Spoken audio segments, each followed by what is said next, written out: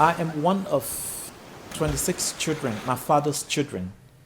My father had 10 boys, 16 girls. My father had 7 wives. I regarded my father's wives as my stepmothers, yes, and they treated me well, but I'm the only child between my mother and father.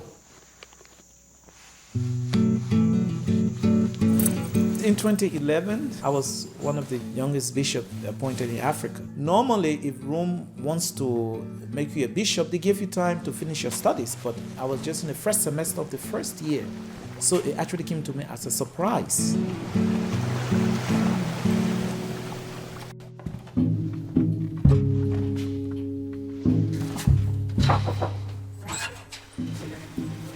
We have to prepare the statistics for him to send to Rome, but you know that is the electronic version, right? Yes. In this region, our major challenge is the infrastructure, the roads.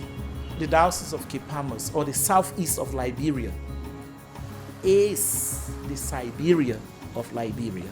We are very isolated. In a rainy season, we are cut off from the rest of the country. It becomes inaccessible. It's like being at the end of the world.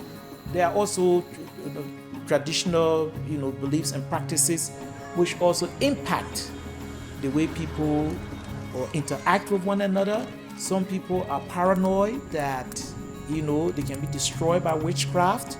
Yes, but we tried our best to educate them that there's a higher power than witchcraft. If they put their faith in Jesus, He's more powerful than any witch doctor. He said, my mercy is limitless.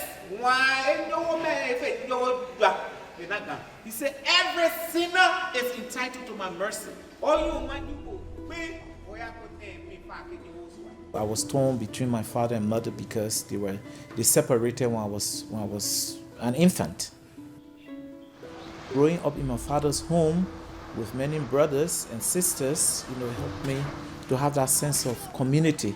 Every child needed the father's attention, so all of us had to fight for our father's attention, definitely. And also, some other mothers wanted our father to give special attention to their child. So, even today, I enjoy being in the company of people, not to be isolated from people.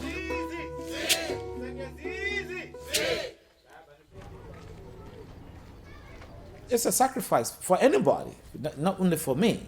Yes, because there's a lot you have to give up in life. Yes, if you want ready to be a good priest.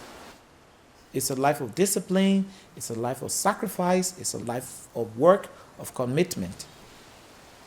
Being a priest took me away from my family. I was not close to my mother when she needed me most, especially in her old age, when she was not in good health, and that I was not very close to her, and that so the distance and all that, though intermittently I would go and visit her. So for me, that was a big sacrifice. I don't have regrets, honestly. I won't say regret. I do not regret becoming a priest. I feel God has a purpose for my life. That's why He called me to be a priest.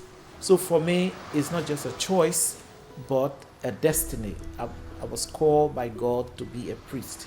I believe that very strongly.